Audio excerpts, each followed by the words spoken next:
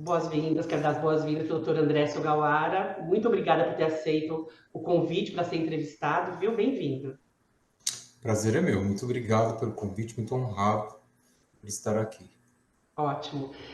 Para a gente otimizar o tempo da entrevista, depois eu vou colocar no descritivo do vídeo um pouquinho sobre o seu trabalho, uma mini bio sobre o seu desempenho, né, a sua área de atuação.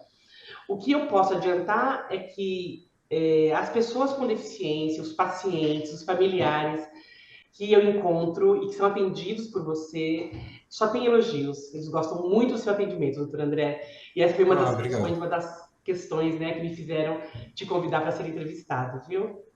Parabéns, viu, Muito obrigado. pro seu empenho, por sua dedicação. Obrigado. Ok. Muito obrigado. Bom, doutor André Sugawara, antes de ser médico, né, o que o fez escolher a medicina? E uma vez na medicina, o que o fez, por que o senhor escolheu medicina física e reabilitação? Por que ser médico? Acho que ser médico porque, primeiro, era um enorme desafio ser médico, né? Porque eu sou de uma família pobre, sem posses, e que estudou escola pública quando ela já era não era bem avaliada. E eu cheguei lá pelos meus méritos, né? Pelo meu estudo, pelo tudo que minha família conseguiu colocar. Lógico que a gente tem alguns privilégios, não precisei trabalhar, né? Que eu acho isso um enorme privilégio. E entrei na USP, né?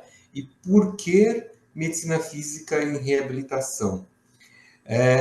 Porque eu sempre tive exemplos em casa mesmo, né, de que a gente precisa lutar por todas as minorias, mesmo porque nós somos uma minoria, minha família é uma minoria, né? Então a gente precisa lutar pelas minorias, a gente precisa entender os problemas dos invisíveis e como tentar solucionar os problemas dos invisíveis, né? Perfeito. Você é especialista em amputação, não é? Assim, eu tenho acompanhado muitos trabalhos, muita atuação sua na área da amputação. Doutor, quais são as principais causas de amputação e como prevenir, se é que é possível prevenir, como que o paciente pode se adaptar à amputação? Que não é uma coisa simples, né? Então eu vejo assim, né? Não vou falar o que está no livro, mas minhas percepções, acho que esses são o mais interessante. A amputação ela tem duas causas, né? Uma traumática, que não é a maior parte dos casos, mas sim, São Paulo, Brasil, vive uma verdadeira guerra urbana, então a gente tem um contingente muito grande, e as pessoas relacionadas a problemas, complicações do diabetes, da circulação do sangue, e esses dois povos, né? Que na verdade eu acho que eles são muito semelhantes. Por quê? Quem perde uma perna, né? Então é quem não tem acesso ao sistema de saúde de uma forma precoce e efetiva de uma forma geral, né? Apesar do SUS, sim, ele abrange muitas pessoas e talvez sem o SUS o número de pessoas amputadas fosse muito maior, mas a gente sabe que todas essas intervenções ainda não foram suficientes, tanto em qualidade quanto em quantidade, para bloquear os processos que levam à perda de um membro por adoecimento, por problemas vasculares, pelo diabetes, pela pressão alta, pelo tabagismo, pelo etilismo, que são coisas que realmente acontecem na nossa população. Até pouco tempo atrás, fumar era visto como algo bonito, né? A pessoa que não Charmoso, né? bebia, charmoso. Então, quem não bebia, até hoje, né? Quem não bebe, quem não faz, é o chato, né? Então, são coisas ainda em construção, mas que são doenças, condições de saúde que levam a alterações que concluem com uma amputação, né? Uhum. E essa amputação, esse de um lado, né? E do outro lado você tem as pessoas vítimas seja o acidente de trânsito, o atropelamento, os tiros, né? As balas perdidas, as balas dirigidas. Acho que esses são os dois grandes pontos, né? E sim, a amputação ela é democrática, ela atinge todas as camadas sociais, tá bom? Do rico ao pobre, tá bom? Mas é óbvio que a população mais pobre, menos economicamente favorecida, ela é mais atingida, tá bom? Porque ela tem menor acesso à saúde, ela é mais exposta a violências, então ela é que tem mais amputação, né? E é por isso mesmo que eu me dedico bastante a essa população, porque ali a gente tem uma quantidade de pessoas que foram esquecidas, ou não tiveram oportunidades ou chances, né? Em que viram na amputação a única chance de continuar vivas, né? Então, isso que eu falo, né? Quando alguém amputa, né? Chega diante de nós, está amputado para prosseguir na vida, para colocar uma prótese, ela está dando o maior atestado de que ela quer viver, né? Ela Perfeito. precisa viver, ela precisa reconstruir a vida. E pelo cenário que o senhor apresentou, me parece que a prevenção está também, principalmente, na mudança de comportamento e dos hábitos sociais. Sim, a prevenção, a gente não pode jogar tudo nas costas do cidadão, mas sim o cidadão tem um papel nessa história toda, Uma né? responsabilidade. Uma responsabilidade. Existem campanhas, né? Existe campanha para cessação do tabagismo, parar de fumar, parar de beber, de comparecer aos postos de saúde, de fazer seu tratamento de pressão alta, de diabetes, de reduzir o sal, fazer atividade física, mas a gente sabe, né, que as curvas mostram, sim, a intervenção em saúde, ela é efetiva, ela fez a gente sobreviver, né? As pessoas morrem menos, tá aí o censo, mas esses anos a mais não significam anos isentos de dificuldades, isentos de deficiências, né? A pessoa ou de comorbidades. As pessoas vão sim adquirir deficiências, né? E hoje, na amputação, no passado já foi inclusive uma sentença de morte, né? E hoje não é mais, né? Graças à ciência, né? Perfeito. Graças aos esforços de pessoas que vieram antes de nós, entendeu? De pessoas que ainda que são contemporâneas a nós, que continuam lutando, né? Acho que você bem sabe, né? Toda a luta da professora Lina Mara para reduzir esse cenário, para dar atenção, para mitigar o problema da amputação, né? Para tentar resolver, mas ainda as medidas são insuficientes e você tem as taxas de prevalência, de incidência ainda grandes, né? E a gente Uhum. precisa de sistemas para que todos se reabilitem, né? Perfeito, doutor. Desculpa. Bom, você conquistou recentemente o título de professor doutor das maiores faculdades do Brasil e da América Latina, que é professor doutor da Faculdade de Medicina da USP. E eu gostaria de saber, né, na sua visão, como professor da medicina da USP, qual seria o principal desafio na formação dos médicos e qual seria a solução? O primeiro desafio, eu acho que é, faz, é, é fazer uma conexão. Eu acho que é assim, ó, a gente já foi à Lua, a gente já mandou sondas para Marte, mas eu vejo que ainda existe um problema de conexão entre aquele que se forma, que está tentando se dedicar para a medicina, com o público-alvo. Eu acho que isso ainda falta. Que é o A gente ainda paciente. é o paciente. Mas não é uma conexão que a gente ensina. É uma conexão que eu vejo assim, que ela precisa ser muito verdadeira. Ela precisa estar lá, né? Qual o seu propósito, né? Para as equipes médicas, né? Qual o seu propósito? Estamos lá. Os médicos, eu percebo, né, que as equipes de saúde cada vez mais elas não querem se responsabilizar tanto, mas é ali na dor, né? No acidente, na emergência, que as pessoas precisam cada vez mais que as equipes de saúde assumam responsabilidades, né? Eu gosto de uma frase que eu aprendi recentemente, né? Então, teve algo grave que aconteceu com um jovem, uma pessoa muito jovem, né? Quase uma criança, e que precisou entrar de emergência numa cirurgia, né? E que o que mais impressionou a família, e me impressionou também nos relatos que eu ouvi, é que o médico passou, segurou no colarinho do pai e falou assim: não se preocupe, eu, eu vou cuidar do seu filho, eu serei o responsável por ele lá dentro. Nossa, que bacana. Eu acho que isso é impactante, Com né? certeza. E a gente precisa de pessoas assim, Que né? assumam, né? Que Que se assumam envolvam, né? responsabilidades, envolvam, Doutor André, o senhor né? está tocando num ponto que a gente pode resumir como humanização na medicina. Essa humanização, ela é aprendida na faculdade ou depende de cada um, de cada médico, de cada aluno? Sim, ela é ensinada, né? Mas a gente sabe que isso não é um ponto que você aprende no livro, né? Você precisa ter uma formação até de sociedade, né? De conceitos. O que essa sociedade valoriza? A gente sabe que não é um estudo, né? As pessoas estão mais vidradas nos views do que em estudar, em entender as relações, entender as coisas, né? Uhum. A gente sabe cada vez mais que as pessoas não procuram tanto os estudos, né? De uma forma geral. Sim, você tem uma parcela que procura bastante a escolarização, a profissionalização, mas isso a gente sabe que não é uma realidade, né?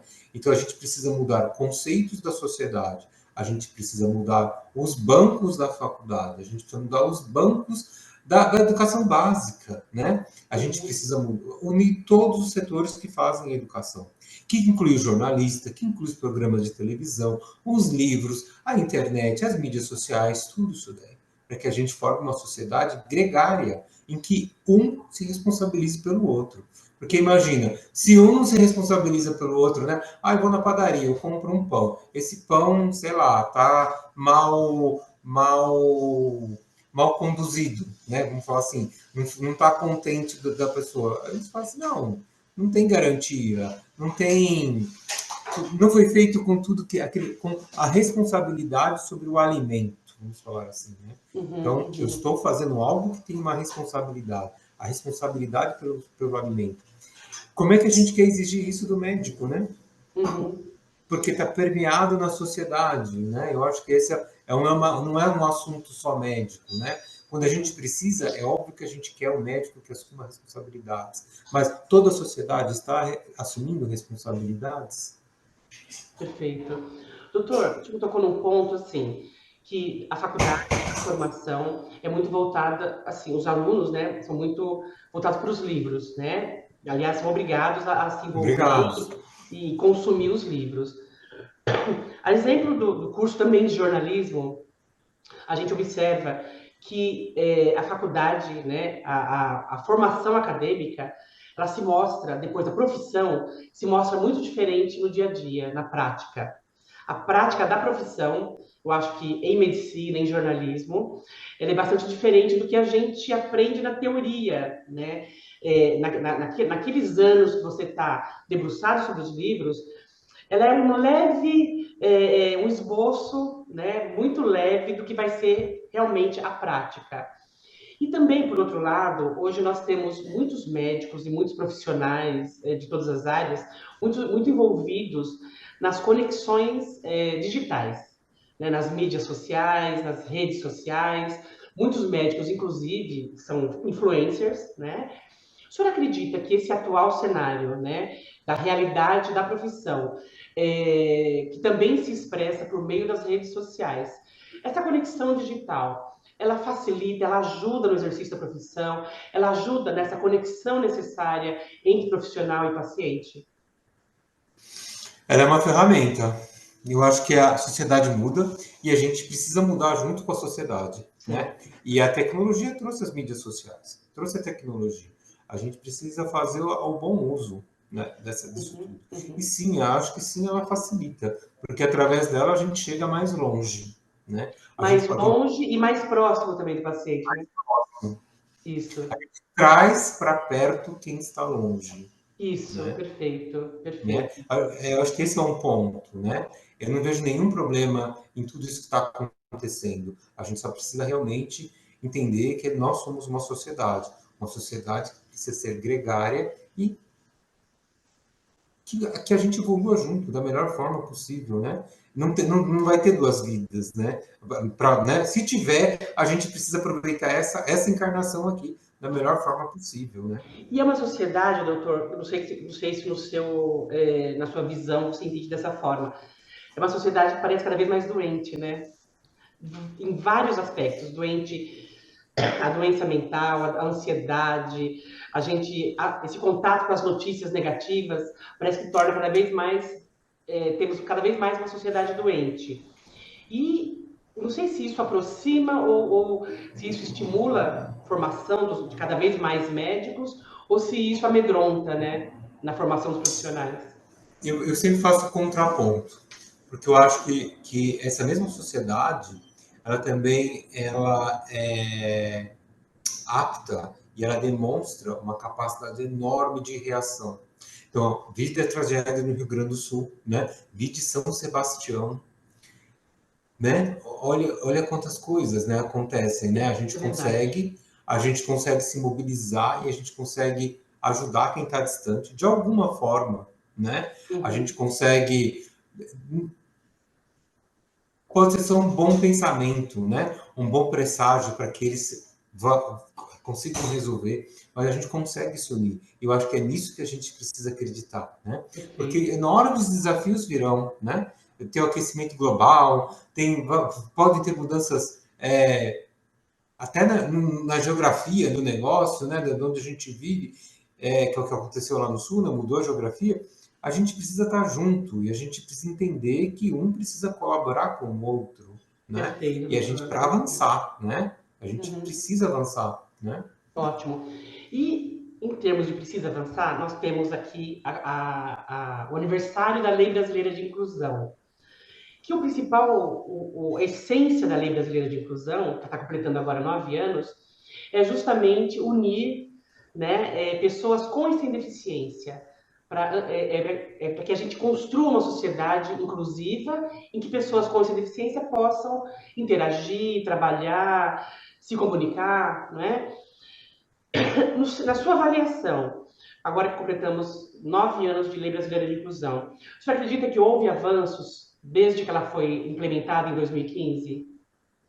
Nossa, certamente. Isso eu acho que a gente pode falar mal de tudo do Brasil, mal de São Paulo, mal de quem a gente quiser, porque o ser humano gosta disso. Mas nós vivemos num país seguro, num país que respeita as diferenças e que existem leis, né? Lógico, eu não sou tão novo como a maior parte daí da tela, né? Mas na minha infância, na minha escola, tinham crianças com deficiência que precisavam se esconder, porque senão elas seriam vítimas de pedras, de pedradas. Olha só. Então, isso não é muito distante, né? Uhum. A gente, eu sou de uma época em que vou falar assim, gravidez na adolescência, né? Em que descobri, é síndrome de Down, é inviável, não tem como. A gente sabe toda a polêmica, né? Mas aborto, né? Provocado, legal, não legal, nada dessa discussão, mas e hoje, quando você tem pessoas que estão procurando fertilização in vitro, né, de uma forma artificial, em que um dos possíveis futuros fetos tem a chance de vir com síndrome de Down, trissomia do 21. E as famílias não têm desprezado né? Eles têm optado A condição, né? pela implantação, né? Ou seja, olha quanto o Brasil evoluiu. E sim, a gente Verdade. tem uma legislação e a gente se posiciona internacionalmente como um dos lugares seguros em que pessoas com deficiência percebidas ou que sofrem ameaça à sua vida podem pedir refúgio ao Brasil. Nós temos o Uhum. melhor sistema de reabilitação do mundo. Nós temos uma saúde pública, né, que é o SUS, que contempla na sua lei e na sua origem a pessoa com deficiência. E não vamos falar só de saúde, vamos falar de educação. Sim, a gente tem problemas, mas a gente faz esforço para que as crianças sejam escolarizadas. A gente tem leis de trânsito que permite que a pessoa com deficiência dirija um carro, não é isso? Que tenham proteção, né, de moradia, né? A gente pode ter problemas na implantação, mas essa história é recente, né? Na minha geração, colegas meus levavam pedradas.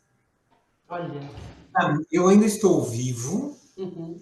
e essa situação já seria um crime. Uhum. E, Perfeitamente. e a gente, então, sim, a gente teve avanços, avanços incontestáveis. Não é aonde a gente pretende chegar, mas assim a gente está à frente do mundo. Nós somos a vanguarda e o mundo nos copia. Nós temos uma legislação, temos a Lei Brasileira de Inclusão, que é essencial, que ela espelha, ela não foi algo, eu vejo que é uma lei bem diferente. Ela não foi algo que foi imposto à sociedade. A sociedade pediu essa lei, não é isso? Ela Uhum. viu, olha, não dá para ficar desse jeito. A gente precisa fazer uma atualização das coisas, né? Precisamos, né? E foi lá e foi bem aceita e as pessoas, né? Existe muito desconhecimento, como existe desconhecimento de todas as leis, mas é algo que valida, né? Um monte de ação, né? Perfeito, doutor. O senhor, como médico, muitas vezes participa de congressos internacionais, de visita outros centros de reabilitação. Como é que o senhor avalia, assim, em termos de comparativos, como é que o Brasil se encontra em relação às pessoas com deficiência, também a legislação relacionada à pessoa com deficiência, se comparada a outros países ditos mais avançados ou Não, desenvolvidos? aos desenvolvidos, economicamente avançados, né? Vamos falar de mais desenvolvidos. Uhum, Mas certamente o Brasil tem um sistema de proteção à pessoa com deficiência fantástico, muito melhor que em outros países, né? A gente vai para fora, a gente percebe isso, né? É, uma coisa muito impactante num país que eu visitei, justamente para isso, fui lá para ver isso, né? As pessoas com deficiência vivem de subempregos, elas não têm nada, né? É aquela história, né? Se eu não trabalhar, eu não como, né? Então elas fazem pequenos serviços, principalmente pequenas coisas, pulseirinhas, e vendem na rua, né? Só que isso é considerado um crime. E eles vendem às escondidas. E quando a polícia chega, eles precisam se mudar, eles precisam sair correndo, porque senão eles sofrem sanções. Mas a uhum, gente sabe disso que é bem complicado, né? Nem todo mundo tem condições de estar nas ruas, né? Não existe uhum. sistema de proteção para as outras pessoas. O que aconteceu com as outras pessoas que não puderam estar na rua trabalhando para ganhar o minimamente o sustento, Uhum, né? uhum, Isso no Brasil não existe. A gente tem leis que protegem, até tem o BPC, tem o LOAS, né? Até que faz uma renda, né? Ela pode estar insuficiente? Sim, a gente pode discutir essas coisas, mas a gente tem uma lei, a gente existe um sistema de proteção, né? Eu acho que o Brasil, infelizmente, o Brasil não está ainda no roteiro de muitas pessoas com deficiência, né? Mas ele certamente é o sonho de consumo, é o sonho de desejo de muitas famílias com pessoas com deficiência e a própria pessoa com deficiência de vir morar aqui, do país. né?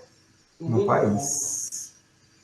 Doutor André, eu achei assim, muito interessante conversar contigo, porque a gente acompanha nos grupos voltados a pessoas com deficiência muitas críticas, muitas reclamações, muitas reivindicações, e, claro, muito válidas, mas existe assim uma pontuação muito no lado negativo da reivindicação, do que falta, do que precisa, das necessidades, né? Que eu repito, é realmente muito válido, mas é muito muito bom, muito interessante quando a gente se depara com um profissional, né, da sua do seu gabarito, né, com a sua reputação, que destaca esses pontos positivos. Que a gente é bacana que a gente tenha esse olhar também para as conquistas que aconteceram, como era antes a realidade, como se tornou. Então, eu acho muito bacana esse seu enfoque positivo, da gente destacar e ressaltar as conquistas e os avanços e o como é importante termos a legislação, a LBI e outras leis que garantem os direitos das pessoas com deficiência. Não, certamente. É assim, a gente se habitua, né? Ela é recente, né? A lei é recentíssima. Sim, sim, Mas, ela assim, ela está tão aplicada, por exemplo, falar das questões da tecnologia assistiva, né? Então, as pessoas acham natural elas terem direito a uma cadeira de rodas, graças, né? Graças a todo o esforço de pessoas que vieram antes de nós, né? E a gente sabe que a professora Lina Mara teve papel enorme, gigante nessa história. Então as pessoas acham assim, é natural, né? Eu tenho direito a uma cadeira de rodas e eu vou fazer uma avaliação e eu vou recebê-la, né? Tem um tempo para receber, mas eu vou recebê-la. Mas há 15 anos isso não acontecia. As pessoas dependiam da caridade, né? Há 20 anos, há 15, 20 anos, uma prótese só era conseguida através da caridade, né? Olha só, muito Não bom. é? Olha, não é nada. Há 15, 20 anos isso não é nada, né? Perfeito. A gente ainda tem essa lei que, sim, eu acho ela muito boa, assim, eu acho ela, sabe, um avanço social, civilizatório mesmo, um avanço civilizatório. E sim, a gente ainda tem pequenos problemas a serem resolvidos, até de orçamento, né? A gente existe. Mas isso não é uma questão relacionada à pessoa com deficiência, é relacionada a diversos outros setores, né? Uhum, A uhum. gente tornou em pouco tempo alguém que era literalmente invisível, né? E alguém que consegue ter um protagonismo, né? Sim. Eu Inclusive acho que isso é, profissional, né? Muitas pessoas com deficiência estão no campo do trabalho, né? e cada vez mais, né? Cada vez mais. Cada vez Bom, doutor mais. André, agradeço demais a sua participação, suas palavras foram realmente muito estimulantes. Agradeço muito, viu, essa entrevista e, por Imagina. gentileza, suas considerações finais. Muito obrigada. Não, muito obrigado a você, Isabel, muito obrigado, acompanhe seu trabalho. Saibam aí, toda a audiência, que essa é uma das pessoas históricas, tá bom? Que contribui muito para isso, pelos direitos da pessoa com deficiência. Sim, nós temos muitos problemas, não vou falar um não, a gente tem vários problemas, mas é somente juntos que nós venceremos esses problemas, tá bom? E a gente Perfeito. precisa olhar para o copo cheio, porque esse copo já esteve, nem existia copo, eu acho. Tá bom? Olha, Melhor falar, né? Nem existia a Copa. Em pouco tempo houveram muitas modificações. E que bom que nós conseguimos enxergar isso com naturalidade, com habitualização e fazer reivindicações para que isso melhore. Mas, sim, a gente mora num país que existe proteção. Tá bom? perfeito. Muito obrigado a todos. Foi um prazer. Muito obrigado, Eu que Isabel, toda a agradeço. comissão organizadora. Obrigada, doutor André. Muito Prazer. obrigada. Tá?